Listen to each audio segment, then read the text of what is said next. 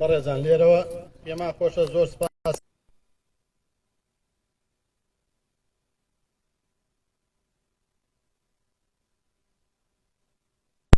ڕاپەڕین دەکەن کە ئەویش بە هەمان شێوە پاڵپشت و پشتیوان بووە و هەروەها زۆر سپاس بۆ بەڕێز کازان ئەندامی لیژنەکەمان هەست کاتێک لیژنەکەمان کۆت بێتە قەیرانەوە کە وەکو کاسەیەکی احتیاط پەنامان بۆ بردو هەموو کاتێکیش پاڵپشت و پشتیوان بووە. بەڕێزان لێرەوە دووبارە داوای لێبوردن لێ دەکەین کە خەڵاتەکان دواکەوت ئەوەش بە هۆکاری یانەی وەرزشی ڕانیە بووە کە لە دەورەکە تەواو نەبوو لە هەمان کاتدا قەیرانی داراییمان هەیە و ئەوانش نانتوانیوە شایستە داراییەکان بدەنە لیژنێکی کەمەلیەکان بۆیە خولەکانمان و چالاکیەکانمان ئەو ساڵ دواکەوە و لێرەشەوە زۆر سوپاسی هەڵبژاردەی شارەکەمان دەکەین کە بەشدارە لە خولی هەڵبژاردەی شارەکان توانیوێتی دوو یاری بباتەوە هیوادارین کاسەکە بۆ شارەکەمان بەدەست بێنێ ئەویش وەکو یانەکەمان پێگەیەکی شایستە بۆ شارەکەمان دابین بکە. دووبارە بەخێر بێن سەر چاوم هەموو لاک بەخێر بێن. زۆر سپاس بۆ کاک حاجی برایم. بەڕێز نوێنەری مەڵبەندی 24 ڕاپەڕین با بفەرمن بۆ وتاریان. بەڕێز کاک عومەری زێڕەنگەر جێگری لە پسراوی مەڵبەندی ڕاپەڕین فەرموو.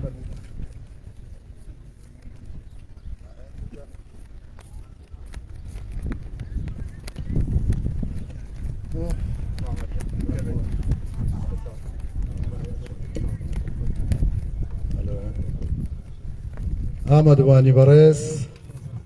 بە ناوی هەڤاڵ لێپسراوی مەڵبەندی ڕێخستنی 24 ڕاپەڕین خۆمان بە خۆشحاڵ دەزانین کە لە ئەوها ڕێوڕەسمێکدا بەشداری بکەین لەگەڵ سەرکەوتوانی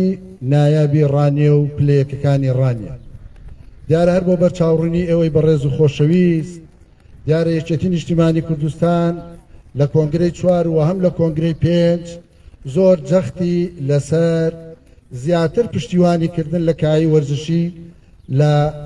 بوارە وەرزشە جۆر بە جۆرەکان کردوتەوە. هەر بۆ بەرچاوڕوونی ئێوەی خۆشەویست ئێمە وەکو مەڵبەندی 24 ڕاپەڕین و وەکو بۆردی وەرزشی لە ماوەی ئەو چەند ساڵەی ڕابردوودا یەکێک بوون لە پشتیوانیە بەهێزەکانی یانەکانی ئەو سنوورە هەمیانەی ڕانیە هەمیانەی چواقوڕنە و هەمیانەی قەڵازێ و حاجیاوە و سەنگەسەر واتە وەکو یەکێتی هەم وەکو مەڵبەند لە بەرامبەر پشتیوانیکردن لە کاروانی وەرزشی لە سنووری ئیدارەی ڕاپەڕین خۆمان بە کەمتەرخەم نازانین. بەڵام داواکاریەکان لە سۆنگەی ئەوەی هەموو هەرێمی کوردستانی گرتوتەوە بە تایبەت زۆنی سەوت زۆر تەکلیف لەسەر یەکێتی و مەکتەبی داراییەکەیەتی ڕەنگە توانای ئیدارەدانی کاروانە وەرزشیەکە و بوارە وەرزشیەکەمان هەر ئەوەندە بوو بێ. بەڵام هەر بۆ بەرچاوڕوونیتان ڕەنگە لە ماوەی ئەو 3 ساڵەدا بە شاهیدی دەستەی کارژێڕی یانەکانی سنووری مەڵبەندی ڕاپەڕین و ئیدارەی ڕاپەڕین بۆ بەرچاوڕوونیتان لانی کەم ئێمە وەکو یەکێتی نیشتیمانی کوردستان لەو سنوورە لانی کەم لە 500 ملیۆن دینار کەمتر هاوکار و پشتیوانی کاروانی وەرزشیمان نەکردووە. دەستە کارژێڕیەکان شاهید حاڵن لە هەر قۆناغێک کە تووشی گرفتێکی مادی بووبن پەناکە دەواازەکە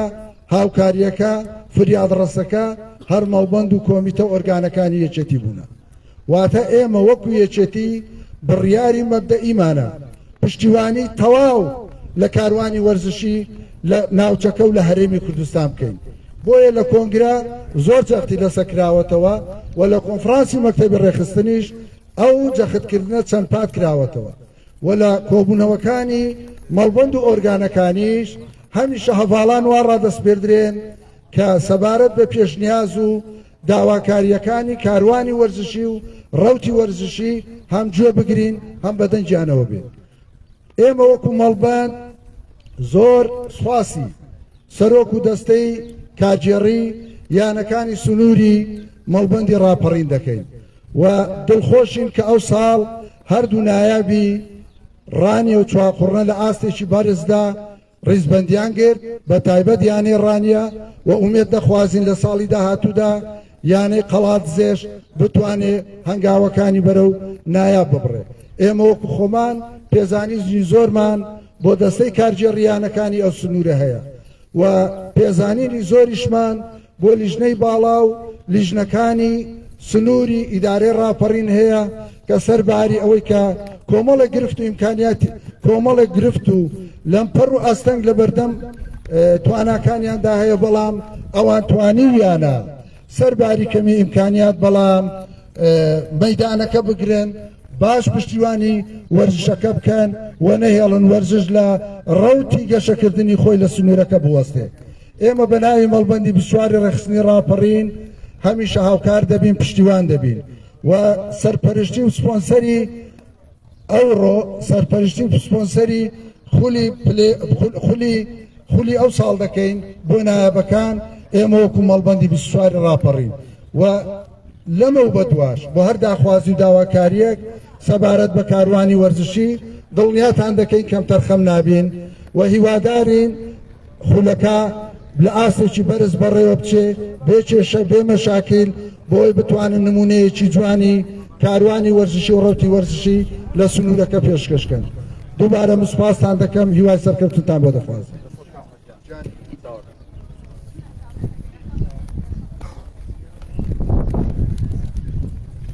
زۆر سپاس بۆ برای بەڕێز کاک عومەر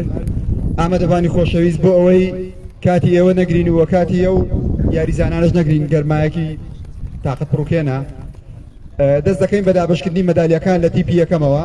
بۆ ئەم مەبەستە داوا لە هەر یەک لە بەڕێزان مامۆستا شوان شێخە مامۆستا بنار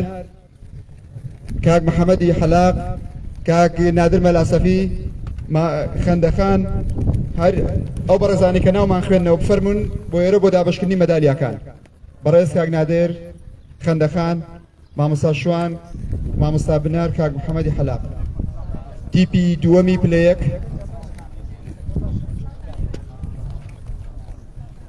تیپی وەرزشیکانی بفەرمون یاریزانەکانتان ئەو بەڕێزانە بفەرمون بەڕێز بۆستن عەلەیکم سەلام کاک نادر بەخێر بێت مامۆستا شوان مامۆستا بنار بەخێر بێت سەرچاوم بەخێر بێت سەرچاوم تیپی کانی بفەرمون دووەمی خولی پلەیەکانی کوردستان دەستان خۆش بێت ماندوو نەبن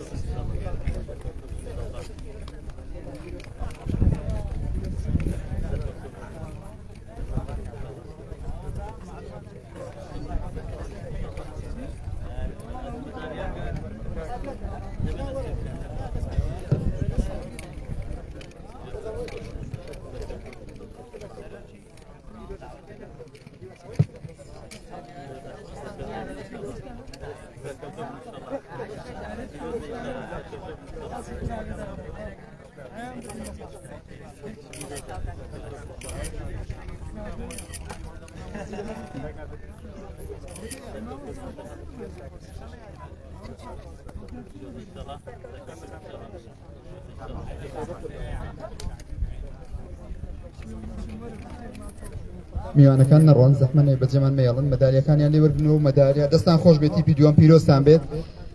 یەکەمی پلەیەک زەحمە نەبێت بە یاریزەکان یاریزانەکان بفەرمن تیپی وەرزشی ئاویندەی کەرکووک پیرۆستان بێ و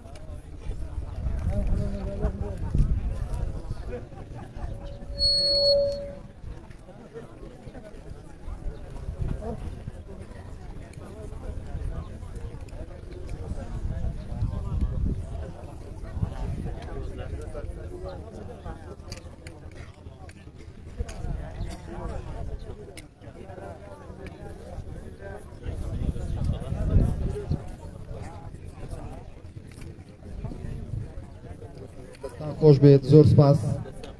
دەستان خۆش میوانان زۆر سپاس کەتان زۆر بەخێر بەڕێز کاک عەلی ڕەسوڵ وەرزشکاری دێرین بفەرموو بۆ دابەشکردنی تۆپ بەسەر تیپی یەکەم و دووەم تیپی پلەیەکەکان یەکەم و دووەمەکانیان زەحمە نەبێ نوێنەریان بفەرمون بۆ وەرگرتنی تۆپ تیپیکانی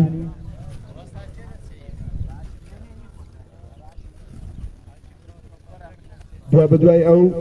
تیپی ئایندەی کەرکووک ئایندەی کەرکووک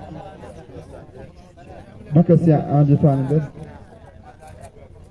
دەست خۆش کاک عەلی پیرۆزتان بێ ماوە کاک عەلی مەڕۆ ئایندەی کەرکووک نوێنەریان فەرمن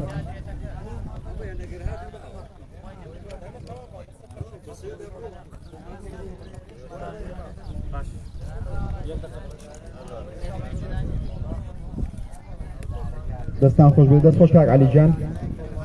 دەست خۆش بێت بە چەپڵەیەکی قایم پێشوازی دەکەین لە باشترین ڕاهێنەری خولەکە لە تیپی پلەیەکانی کوردستان محەممەد ڕەمەزان لە ئایندەی کەرکووک بەڕێز مامۆستا کەمال فەرموو بۆ دابەشکردنی و خەڵاتە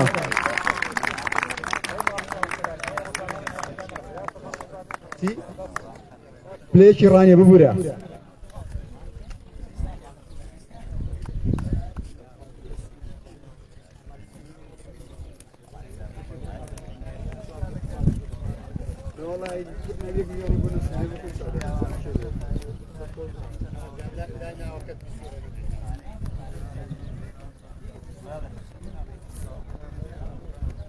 دەست خۆش مامۆستا کەمال مەڕۆ بەجێمان مەیەڵە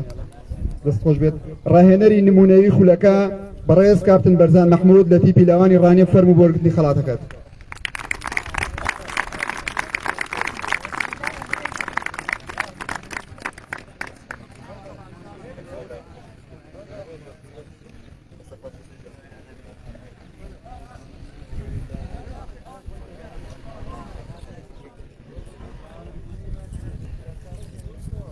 دەست خۆش بێت دەست خۆش مامۆستا کەمال باشترین گۆڵچی خولەکە هەر لە تیپی ئایندەی کەرکووکە کاکە دینۆ ساڵح عەلیوەیس ناسراو بە چەلاوی لەلایەن مامۆستا داستانی برایەوە بە ئەو خەڵاتە پێشکەش کات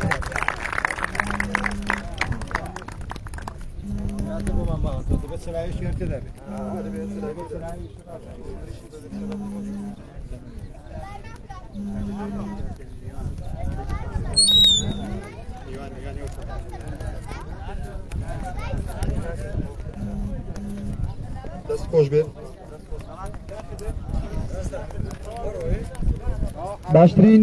باشترین یاریزانی خولەکە سلێمان ڕەسوڵ لە تیپی ئایندەی کەرکووک بەڕێز کاک محەممەد زریان وەرشکاری دێرین فەرموو بۆ دابەشکردنی و خەڵاتە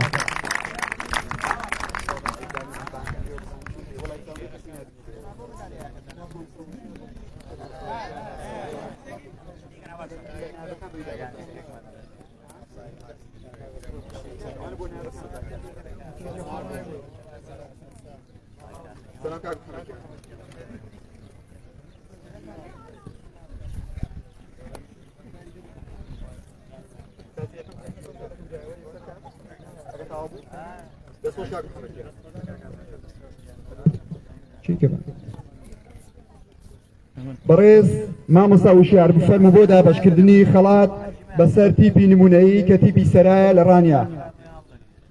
چەپڵەیەک بۆ تیپی سەرا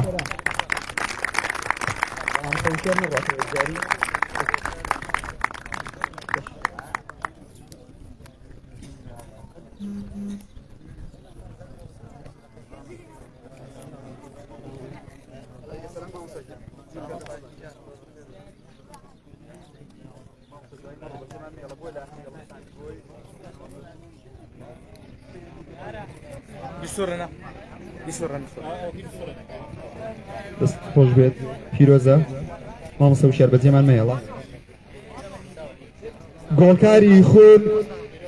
لە تیپی ئایندەی کەرکووک کاکە سلێمان ڕەسوڵ با فەرمی بۆ وەرگرتنی خەڵاتەکەی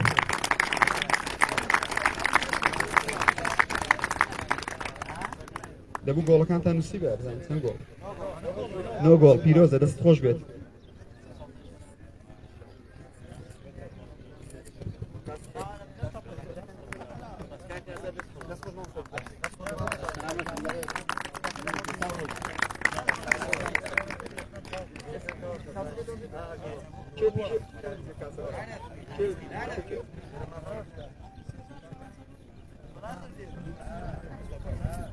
بەڕێز کاگەکرم بەڕێز ماماوات فەرمون بۆ دابەشکردنی خەڵاتەکانی یەکەم و دووەمی تیپ پلەیەکەکان جارێ فەرمون بەڕێزانەوە سەرەتا لە کاس لە تیپی دووەم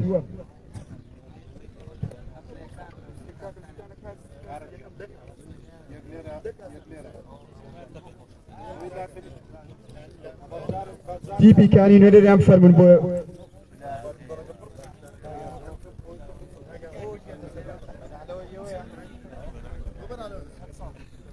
نوێنەری تیپی کانی